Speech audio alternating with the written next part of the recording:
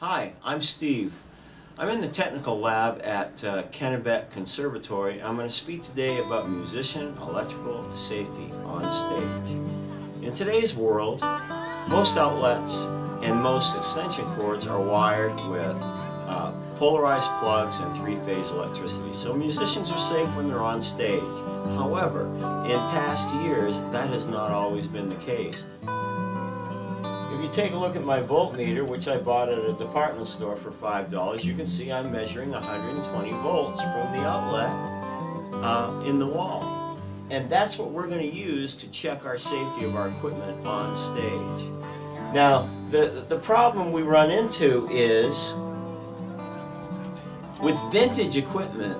Most of the older vintage equipment was built with two-phase electricity and two-prong plugs.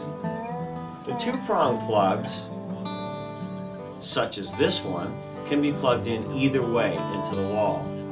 And if they're plugged in the wrong way, then what we wind up with is a hot amp here and a not hot microphone here plugged into a PA that's plugged in correctly, and the musicians themselves make the circuit between the equipment and the PA. And to make matters worse, while Leo was building his guitars, he discovered that if he grounded the strings to the bridge, to the ground of the jack, his single coil pickups would be quieter. So if you can picture this in your mind, here's the musician with the hands on the strings, grabs the mic, they're out of polarity, the musician themselves makes the circuit, gets electrocuted, and in a lot of cases dies.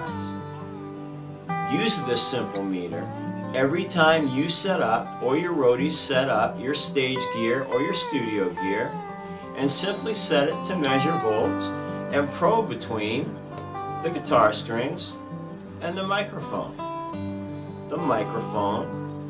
and the face of the amp, or the ground on the cord that's plugged into the amp. If you see an electric voltage, stop. You have an unsafe setup. If it stays zero, you're fine, and there's a very good chance you're going to play your gig, have a great time, and wake up the next day to the sun in your face. Brothers and sisters, be careful out there and be safe.